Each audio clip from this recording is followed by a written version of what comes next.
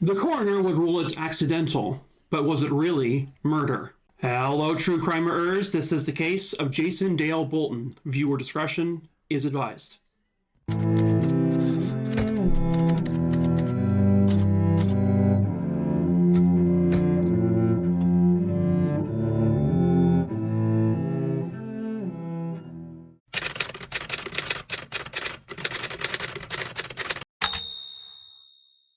Jason Bolton was born on April 15th, 1975, and he basically lived his whole life in Indiana. At the time this case occurred, Jason is just 16 years old, a high school student, and they were living in Franklin County in Indiana. Jason was described as just a really good kid, pretty solid kid, never really got into any kind of major trouble.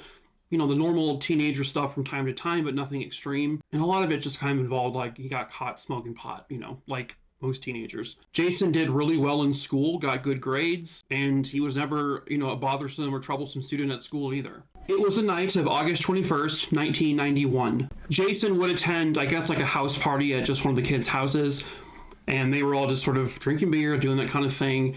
He had gone to the party with his friend Michael. There were numerous witnesses who could state that, Jason was at the party. Jason and his friend would be there at the party until at least sometime around 1 o'clock in the morning. And then the two of them decided to leave the party, and according to Michael, the friend, they were going to be walking to Jason's dad's house. Now, this story is only being told to everyone by Michael, because in just a few moments here, you'll realize that Jason will never be able to say what happened. According to the friend, the two of them suddenly just became really sleepy, and they just needed to take a nap.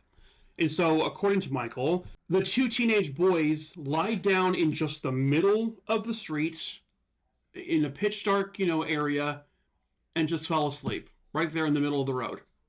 Right.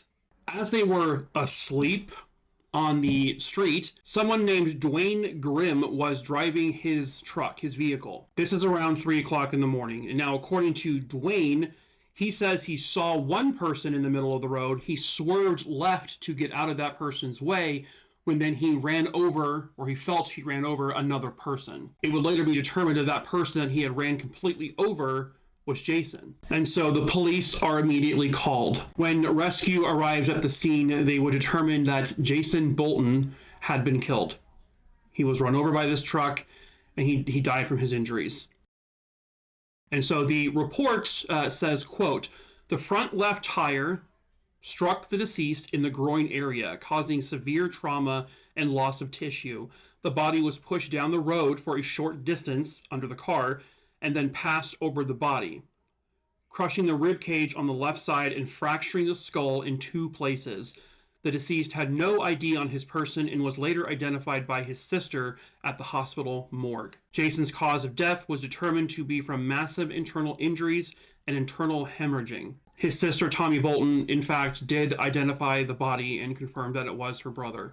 And from the get-go, police, because they have the testimony of this kid, Michael, they have the testimony of Dwayne, the guy who drove the car, it all appeared to be an accident. And so the coroner would actually not end up doing a full autopsy. They just did the cursory kind of look. The fact is his body was never truly examined the way it should have been. And that's because they ruled this an accident. They just said, all right, it's an accident.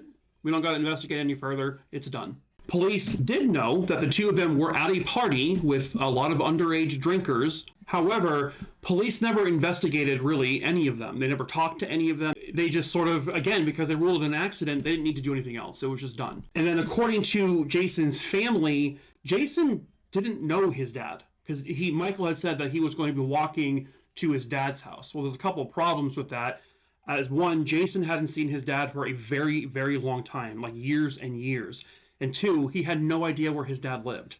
He'd never been to his house. And so the family of Jason thought that was really suspicious, but apparently the police did not. And so now, according to his sister, Tommy, she says, quote, "What that report says and the pictures show doesn't make sense. His whole groin area was just mutilated.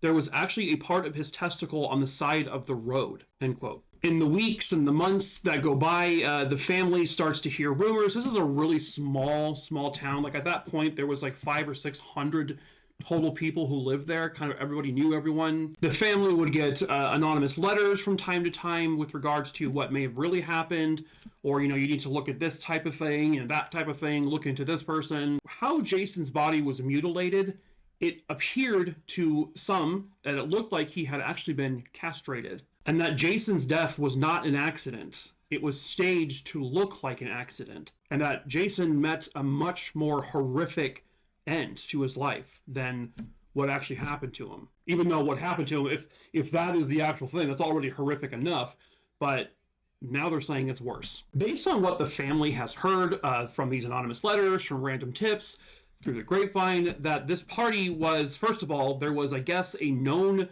drug kingpin at this party, or someone who was really, really involved in the drug scene there was at that party. The family thinks that because there were a lot of people at that party, and they think that there were many people who actually witnessed what happened to Jason, but are absolutely petrified to come forward. Because one, you have this big drug kingpin guy who could maybe do the same thing to them if he finds out they ratted him out, or someone at that party. They may just be scared in general because they don't want to, be found out that they told on someone and they get killed. The family believes that Jason was likely tortured and he had been castrated, physically castrated, in front of several people. That he was very badly tortured for a long time, and he was in a pain for a long time. Now, why it happened, they're not 100% sure. There seems to be kind of differing opinions on that. There's some that believe that Jason might have seen something at that party, maybe something to do with this drug person that he wasn't supposed to see, and then he needed to be taken care of. Or maybe there was a fight that broke out, and maybe he got involved somehow, or maybe someone thought he was involved and they went after him. Could it just be a bunch of people underage got super drunk and did some really horrible things to someone? I mean, there's a whole bunch of possibilities there. You don't really know because the police never interviewed those people. They never forensically tested any of those people. If Jason is being castrated while still alert, he's going to be screaming in bloody agony. I mean, it's going to be a horrific experience. And if that was the case, then there would be a lot of people who would have heard it. But those people are not coming forward. He would have been crying for help. He would have been screaming for anyone to come intervene and do something. But if this is what happened, nobody did. Not one person. And the belief here is that at that point, Jason must have passed out from the severe pain of everything, and they probably assumed he was dead, but then they found out he wasn't. And so they would end up driving him out to that location in that street, put his body in the road, and ran over him to make it look like it was just a hit and run. The family wants Jason's body to be exhumed so they can actually do a very, full and proper autopsy on him. And I don't know how that works, because I don't know if it's like, if the family's requesting it, I'm sure they just do it, or I know it probably costs money, so maybe, I don't know. I'm not sure if maybe obviously the county is not going to pay for it if they think this was an accident. And just to think, when you're really looking at this from the outside looking in, you're like, did they put that 16-year-old kid in the middle of the road, spread his legs open while he was alive after being tortured, and then run over him right over his crotch and up his whole body? I mean, that's disgusting. That's horrific. But the police just believed the story of the two kids just falling asleep in the middle of the road. Who does that? Nobody does that. Like, how do you believe that? That's insane. But they did. And that's where it is. That's where this case is. They rolled in an accident.